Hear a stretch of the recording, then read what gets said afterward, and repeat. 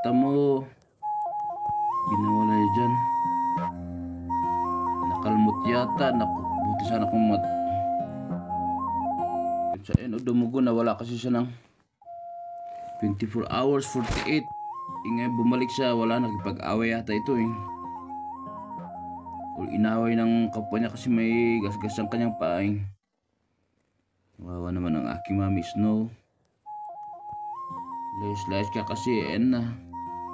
Wawa naman ang iyong mata. Sana hindi to lumala. Ayaw niya pawak to eh. Masakit sa kanyang ito mo. Meron nga may sugat sa kanyang kilay. Doon yata kumalmot ang kung ano man yun. Wala mo, nagagalit siya. Sige, pahinga ka dyan. Kung bumuti, hindi mabuti-buti yan, wala na. Kailangan kang paggamot.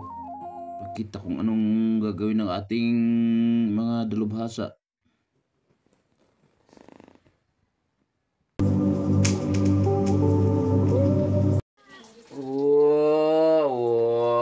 Bumalik iman ang kanyang mata.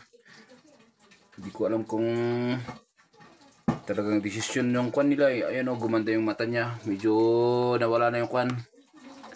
Nagunting ko yung nag-clot na blood na tumigas sa kanyang tagiliran. Wala na yung kuting mo. Nagkasakit. Wawa naman si Mother Snow ko. Sana wag kang mabulag. Ang ganda pa naman ng mata mo. O yan sa una, kung ka na sa nagre-release, ibig sabihin gumaganda. Kasi yung, di ba, nung una nga, magandi kaya kwan. Nandito sa kwan, tuktok ng aming ref. Hindi na siya lumalabas. Nakwan yata, nagka-phobia siya eh.